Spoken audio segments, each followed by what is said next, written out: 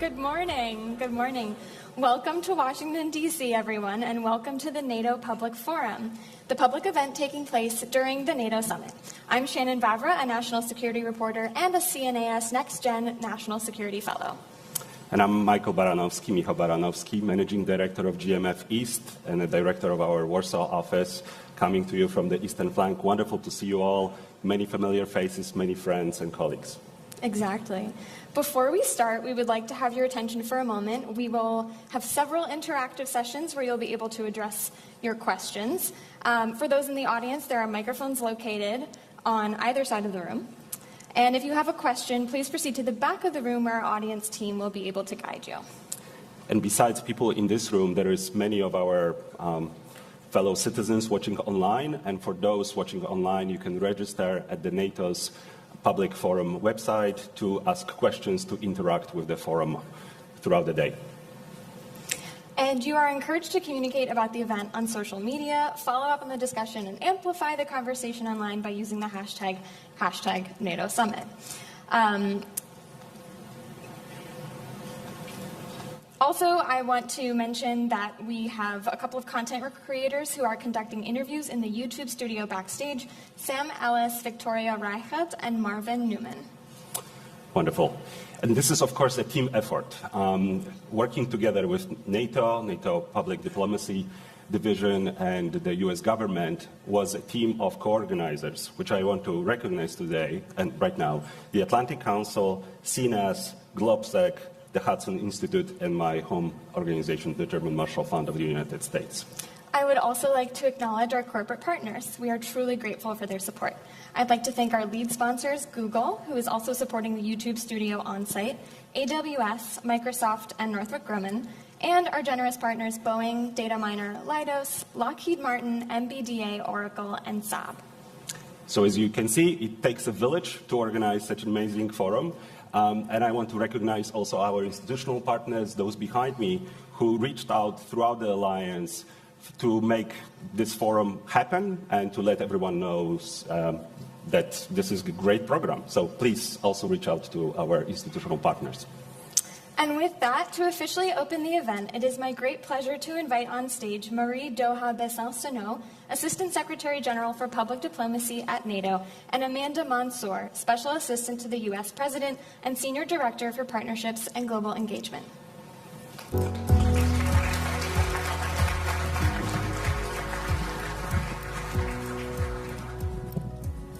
Good morning. Welcome to the NATO Public Forum 2024. On behalf of our Secretary General, Jens Stoltenberg, and all our colleagues at the NATO headquarters, I'm very happy to welcome you to this very special anniversary forum. In Washington for the first time since 1999, that was 25 years ago. After Vilnius last year, it is a great privilege to organize this event here in the United States with a very special host nation.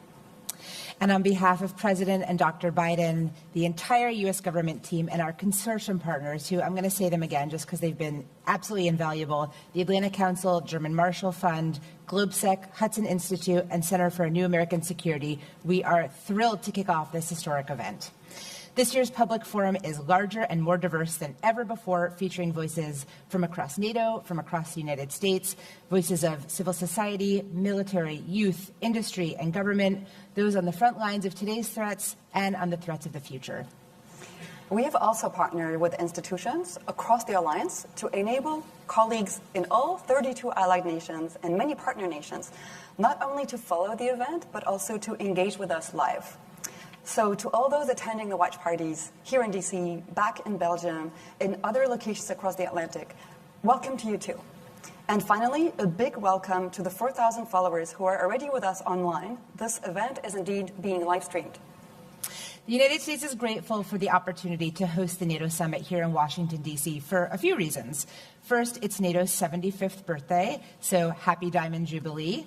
And congratulations to the 1 billion NATO citizens for this incredible milestone, for the investment, leadership, and sacrifice that brought us here, and for the many accomplishments still ahead. Second, as you NATO nerds might already know, 75 years ago, the Washington Treaty was signed right here by the original 12 allies in Washington, D.C. And I'll note that last night, Secretary General Stoltenberg described the Washington Treaty by saying, "Never have so few words meant so much to so many." Last, but certainly not least, we are grateful to be this year's hosts because of the foundational role that alliances and partnerships play in U.S. foreign policy. And there is no better example than NATO, the standard bearer for the world. Strengthening and modernizing our alliances has been one of the central projects of President Biden's foreign policy since he took office. So you can imagine how happy we are to spend a whole week with single-minded focus on just that. The Public Forum is definitely NATO's premier public event to connect friends and citizens across the globe to our alliance. So what to expect? What makes this edition exceptional? It will feature over 40 panels and conversations. That's a lot of quality time with leaders and experts just over 2 days. We are proud to host 10 allied partners, heads of state and governments. We are also very happy to host 21 ministers, 13 foreign affairs ministers, 11 from allied nations, 2 from partner nations, 8 allied ministers of defense, and we are especially honored to welcome senior Ukrainian voices like Minister Yermak and Stefanishina.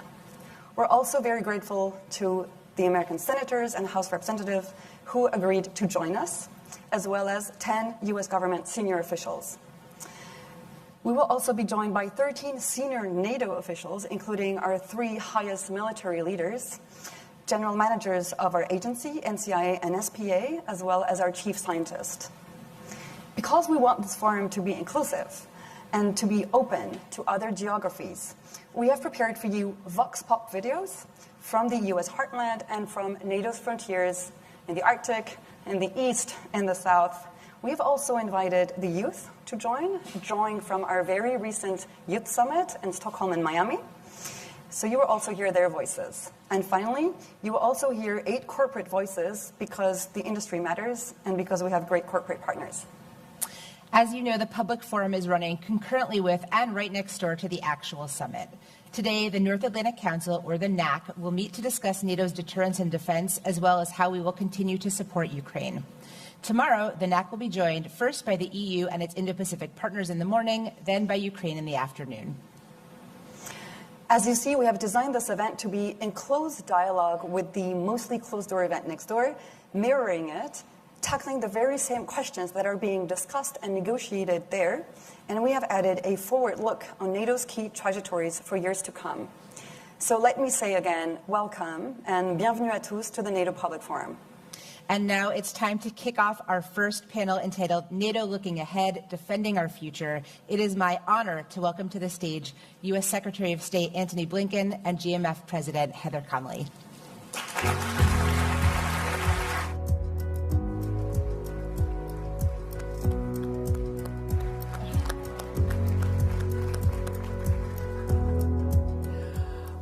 Well, thank you so much, Amanda and Marie Doha. Warmest of welcomes to you, Secretary Blinken. And good morning, NATO Public Forum. You and I have an awesome responsibility here. You and I are sort of like the pace car for this 2-day race of the Public Forum. I'm counting on you, Heather. Well, I'm counting on you. So I guess we have to say, let's start our NATO engines and let's get going. And we have a lot of news to talk about, a lot of the most pressing issues on the agenda. But I just want to take a moment. I want to take a moment and honor this historic moment. So I looked back at those transcripts from 1949, and I discovered what the 51st Secretary of State said at the signing, Secretary Dean Acheson. He said, for those who participated in the drafting of this treaty, the Washington Treaty, must leave to others the judgment of the significance and the value of that act. So I just want to ask you very personally, no talking points, from one Europeanist to another Europeanist. What does this moment mean to you very personally? Well, first, good morning, everyone. It's great to be with you today. I don't think we've seen this kind of assemblage of, we heard the term, use it. NATO nerds. You're all here. We celebrate this. We celebrate it. And I proudly count myself among you, and have for more than 30 years now. Yes, sir. The moment means a lot of things. The moment means 75 years. Jens Stoltenberg said it yesterday. This is now the longest enduring alliance in history. That in and of itself is remarkable. But I think it's evidence that country after country, government after government, representing now 1 billion people, has seen the extraordinary value of this alliance. And I think it really boils down to this when you think about it, because when Dean Acheson was here, when our predecessors were here, they were coming off 2 world wars. And the absolute priority for them was trying to put in place the understandings, the arrangements, the structures to prevent another global conflagration. And NATO was at the heart of that. And what is at the heart of NATO? This extraordinary commitment that an attack on one is an attack on all is the strongest possible deterrent to conflict, the best possible way to avoid war, because any would-be aggressor contemplating an attack knows that if they take on one of us, they have to take on all of us. And what we've seen over 75 years is a defensive alliance that's kept the peace for the citizens that it represents. And that in turn enables something else, because ultimately NATO is not an end in itself. The end in itself is to make sure that citizens of the countries that come together in NATO are able to lead their lives freely, securely, to try to make progress, to try to hand down a better life to their children than the one they had. And it starts with the security. If you have that, everything else becomes possible. Absolutely. Thank you. Well, one of the pressing priorities at this 75th year is, of course, Ukraine. Last evening, we heard President Biden make some announcements about a new air defense package for Ukraine. So, Mr. Secretary, I actually want to start with that news. I hope you can help us unpack that and tell us a little bit more about the Ukraine package that we can expect at the summit. Well, you heard the President yesterday talk about the work that we've done and other allies have done to put together more air defense systems for Ukraine, notably Patriots, but also many other systems, because we know that's the key to so many things. It's a key to defending Ukraine's infrastructure. It's a key to defending its people. It's a key to defending its forces. It's also key to making sure that we're unlocking the private sector and economic investment in Ukraine that will also be essential to Ukraine's success going forward. But people need to make investments in secure environments. So these air defense systems, we know, have been job number one for Ukraine and, as a result, for the alliance that's supporting it. But this is just part of a comprehensive package that we're putting in place, that we've actually put in place since before day one, to make sure that Ukraine has what it needs to defend itself when it needs it. And I'm also pleased to announce that, as we speak, the transfer of F-16 jets is underway, coming from Denmark, coming from the Netherlands. And those jets will be flying in the skies of Ukraine this summer to make sure that Ukraine can continue to effectively defend itself against the Russian aggression. So we also understand, coming out of the summit, we'll have announcements that there will be a new NATO command in Wiesbaden that will be very focused, building on the extraordinary work of the Ramstein Defense Contact Group to sustain capabilities for Ukraine, operations, maintenance. We'll have a NATO liaison officer. That's right. In Kyiv. I mean, this is a pretty robust package that you're talking about. You said something when you last were in Kyiv on, I believe, May 14th. And you said, our strategy is that Ukraine must win.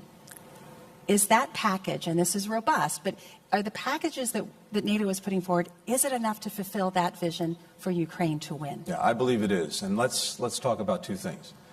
Let's talk about what winning means, what success is for Ukraine. And in my estimation, at least, success is a strong, independent Ukraine, increasingly integrated with Euro-Atlantic institutions like the European Union, like NATO, and that is able to stand on its own feet, militarily, economically, democratically. And what we see is Ukraine on a trajectory to do just that. Militarily, we have an incredibly robust package that will be unveiled over the next couple of days at NATO that builds a very clear, strong, robust, well-lit bridge to NATO membership for Ukraine, including, as you mentioned, the first time NATO's dedicated a command to helping an aspiring country join the alliance. This, in and of itself, is extraordinary. Just a few weeks ago, President Biden signed our bilateral security agreement with Ukraine. At the last NATO summit, on its margins, President Biden brought together more than 30 countries to negotiate and now sign these bilateral security agreements. What does that mean? It means that for the next decade, country after country has vowed to help Ukraine build its deterrent and defense capacity. That sends the strongest possible message to Vladimir Putin that he can't outlast Ukraine, he can't outlast Ukraine's partners. So the military trajectory is clear. The economic trajectory is critical. Making sure that private sector investment is being driven into Ukraine. Our former Secretary of Commerce, Penny Pritzker, has been leading our efforts with so many other allies and partners. We just had a very strong reconstruction conference in Germany. But all of this is about making sure that investment is driven to Ukraine. I'm convinced that Ukraine has tremendous capacity, first, to develop a strong defense industrial base for itself and for other countries, but also because of the extraordinary innovation of Ukrainian entrepreneurs, the Ukrainian economy, to develop a strong, robust economy. Of course, the air defenses are critical to make sure, as I said before, that investments that are being made, physical investments that are being made, are protected.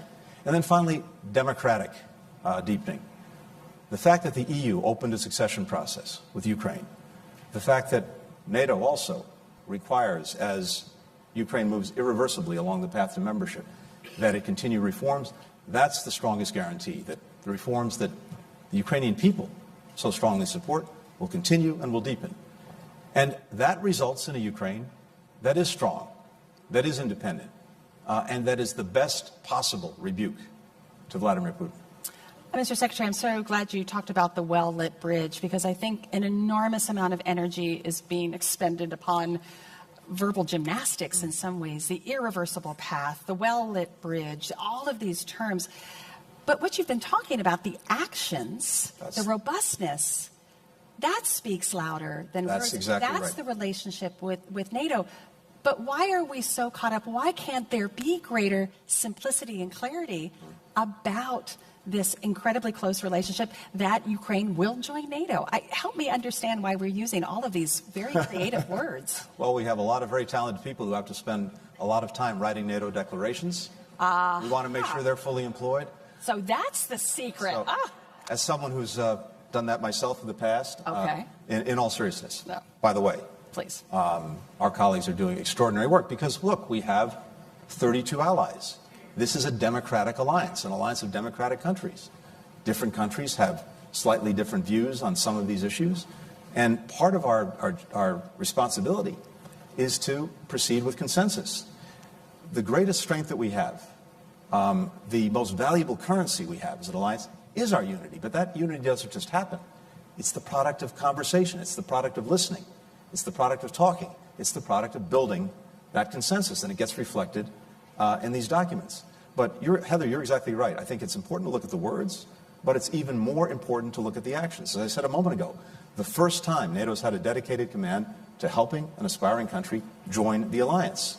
And that has very practical components to it that will, I think, speed Ukraine's accession to the alliance. And we talk about a bridge. It's nice to have an image, a metaphor. As my colleague Jim O'Brien likes to say, it's a bridge that's going to be strong, well-lit. And with this command, I think it'll be a short bridge, too.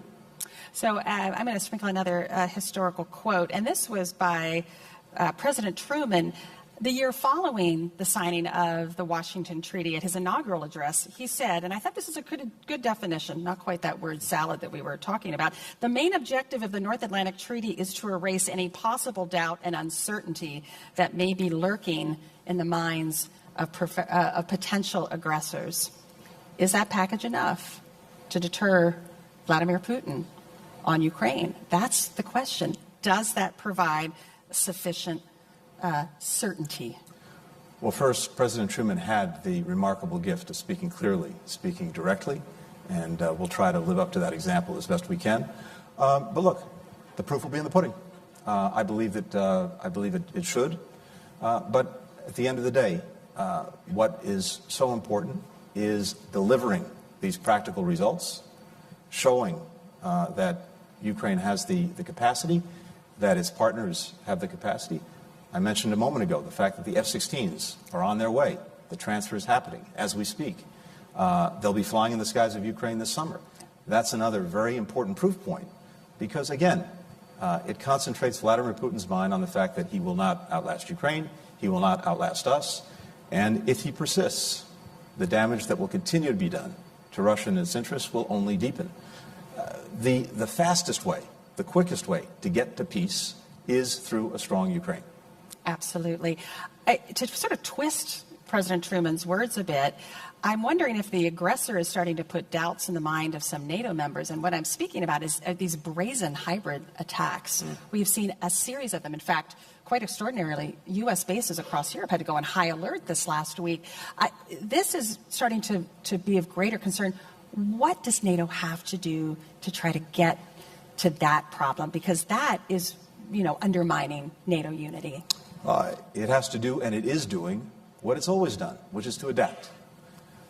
When we came into office, one of the most important things to do from the outset, besides re-engaging the alliance, re-energizing it, and as necessary, reimagining it, was to put forward a new strategic concept, the first one in a decade, to take account for the fact that we're in a dramatically changed security environment with not only new actors posing challenges, but also new means, new methods. That strategic concept reflects the fact that we have these hybrid threats. Since we put out the strategic concept, we've been working to turn it into real plans, real programs that demonstrate that NATO is capable and effective in dealing with exactly these kind of challenges. That's going to be carried forward at this summit. More to be said about that in the next couple of days. But I can tell you from the meetings that we've had to prepare for this summit, every ally is acutely aware of this. Every ally is acutely focused on this. The fact that we've seen attacks in recent months, arson attacks, sabotage attacks, attempted assassinations, misinformation, disinformation, cyber threats. These are not one-offs. This is part of a deliberate strategy by Russia to try to undermine our security and undermine the cohesion of the alliance. It's not going to work because we see it and we're acting on it. I think we need to start acting on it. It's so concerning that these are increasing for sure. Let me turn a little bit to the broader elements of the summit and working with our Indo-Pacific partners. The largest land war in Europe since the Second World War is not simply a concern to the Euro-Atlantic community. We now, this week, have Chinese military exercising with the Belarusian military. We have reports of North Korean trainers coming into Russia. This is now a global alignment of our adversaries from Russia to China, Iran, and North Korea. Can NATO play that bridge between the Indo-Pacific and the Euro-Atlantic? This is the third summit where our 4 Indo-Pacific prime ministers are here. Their commitment is getting stronger. Can NATO play that role? Yes, and we are seeing it play exactly that role. You mentioned this is the third summit in a row that we've had Indo-Pacific partners here at NATO. Australia, New Zealand, Japan, Korea. And it's a reflection of the fact of exactly what you said, that these challenges are linked, that our theaters of work together are linked. And maybe this was crystallized by Ukraine when Prime Minister Kishida of Japan said that what's happening in Europe today could be happening in East Asia tomorrow.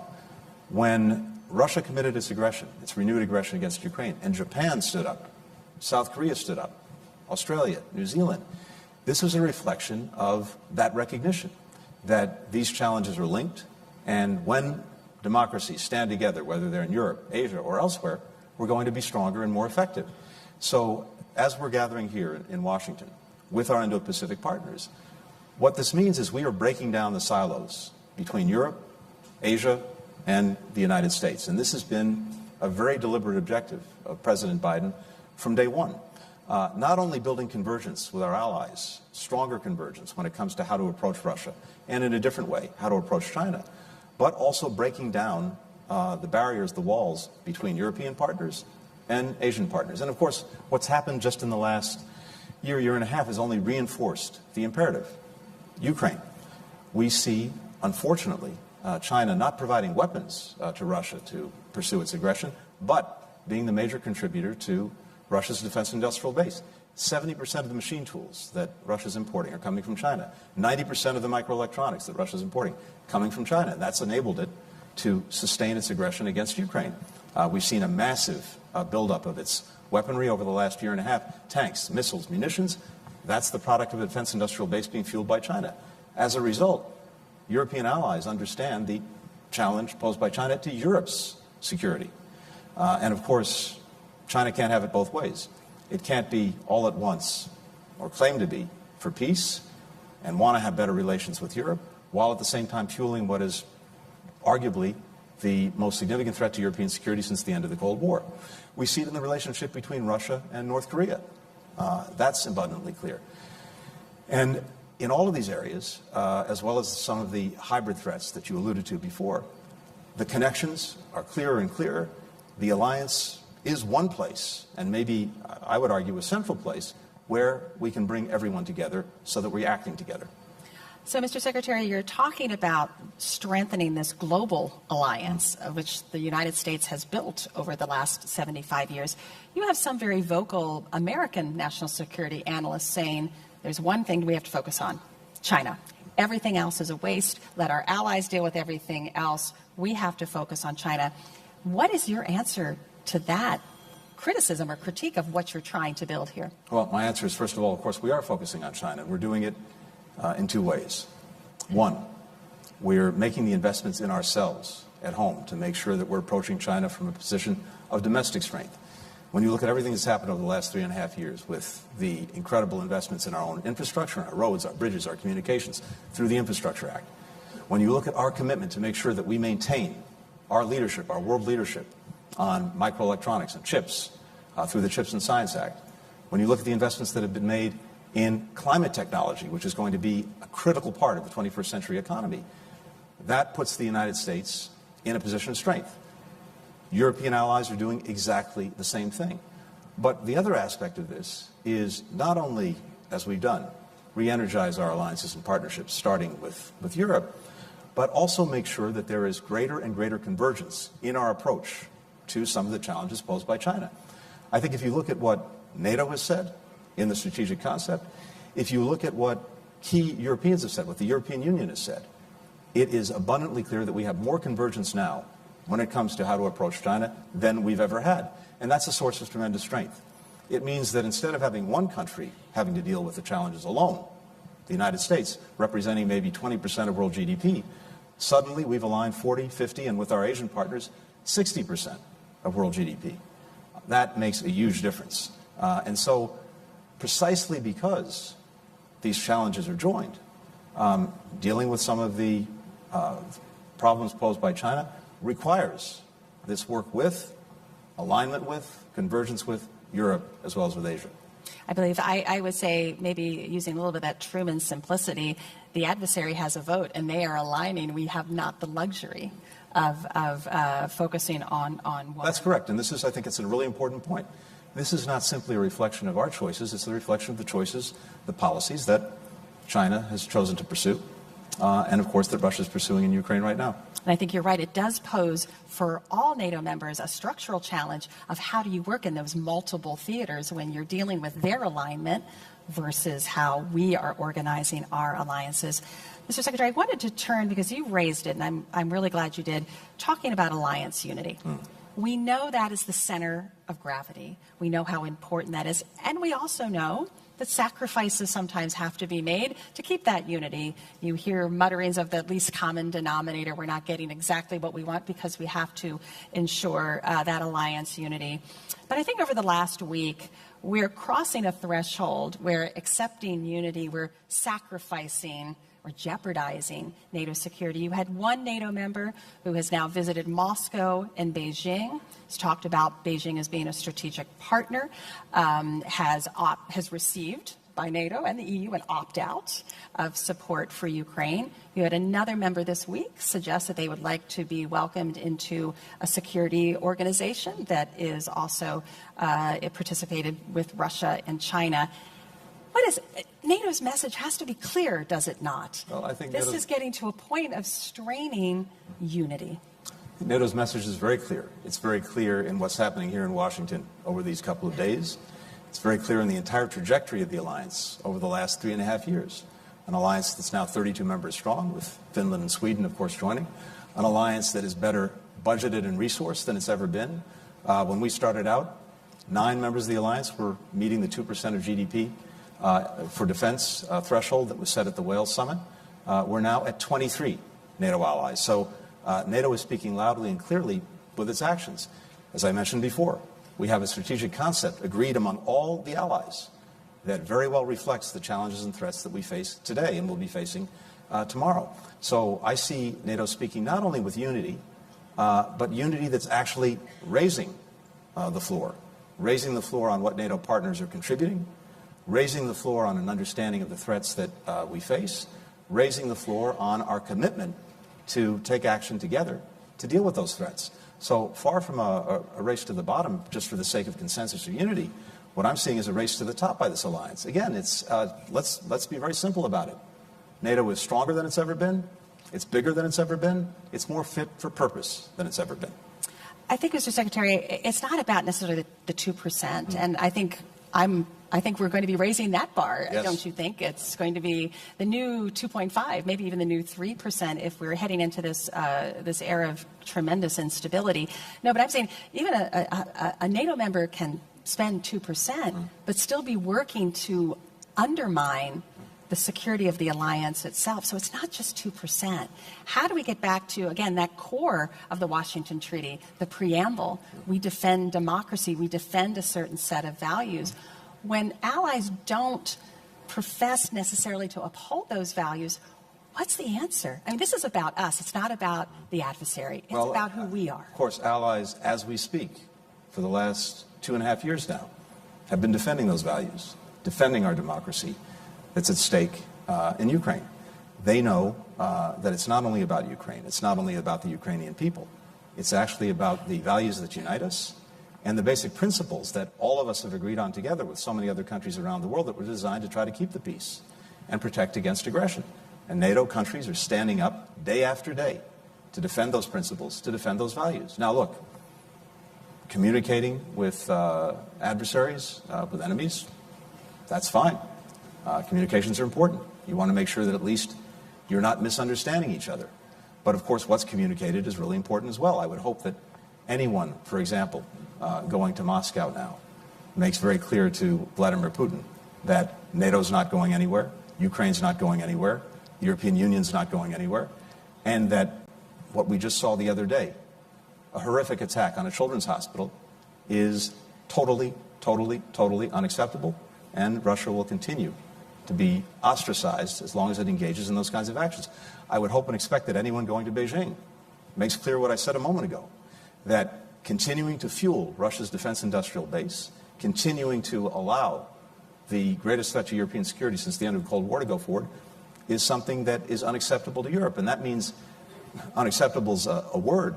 Actions follow that, including, as necessary, sanctions, including, as necessary, not allowing relations that Beijing might seek to improve to actually improve.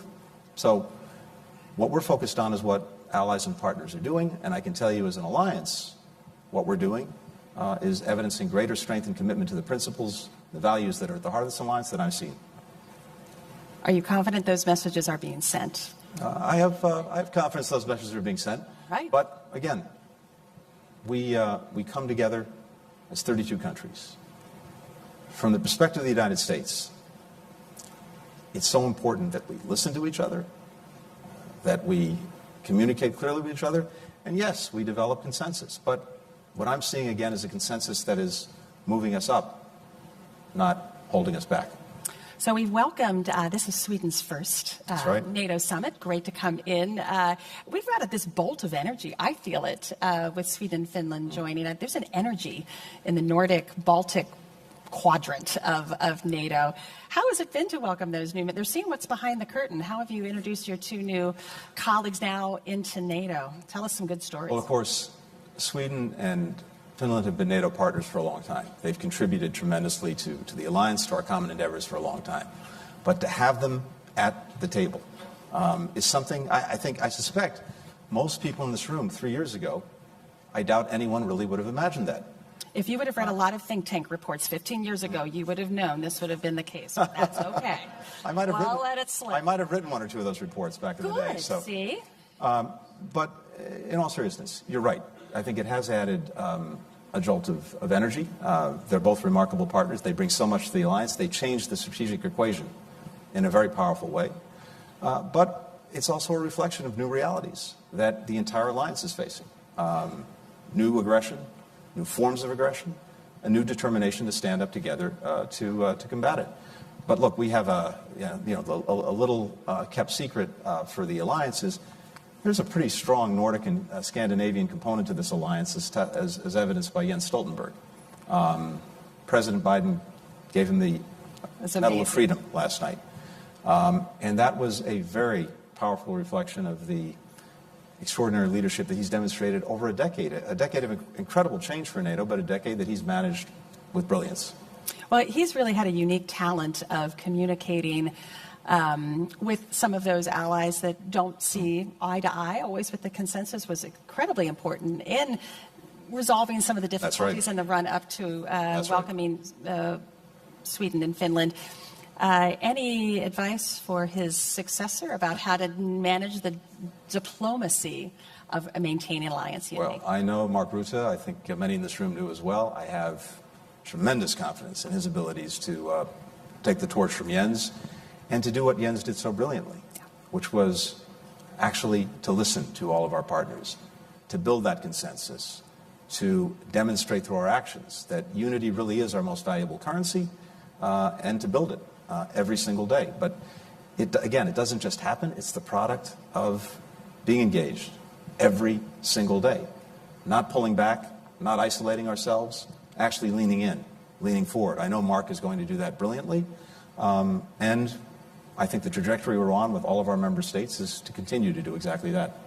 So, Mr. Secretary, I'm going to end. My last question is going to be a historical question, but moving forward. Mm-hmm. So, as Dean Acheson asked, it is for others to judge, and the 71st Secretary of State just rendered judgment on the 51st Secretary of State's judgment. So let's look forward when NATO celebrates its 150th anniversary, next 75 Look forward years. to seeing you all there, by the way. Yes, exactly. We'll be in our wheelchairs, exactly. What judgment would you like your successor to render about what you have done here on the 75th anniversary to keep 1 billion people safe?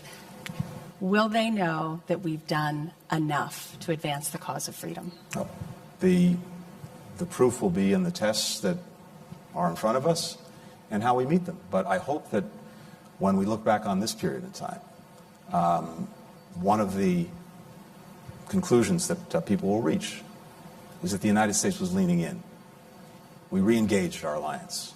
We helped to re-energize our alliance. We helped to reimagine our alliance so that even as we celebrate 75 years of the most successful defensive alliance in history, we were resolutely focused on the future and doing everything that we could in our time to make sure that that success for 75 years would continue and that the alliance would be adapted, focused, fit for purpose for our time and for the years ahead.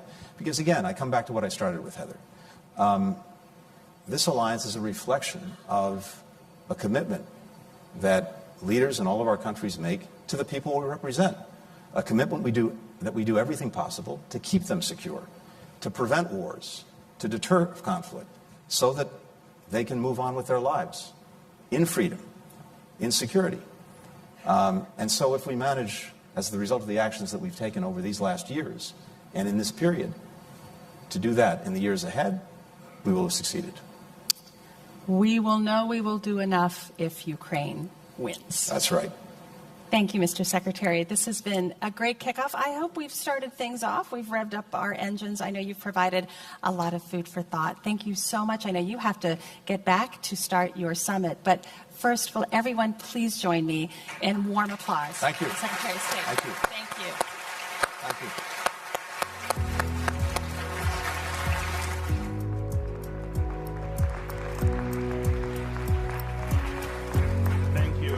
Thank you, Secretary.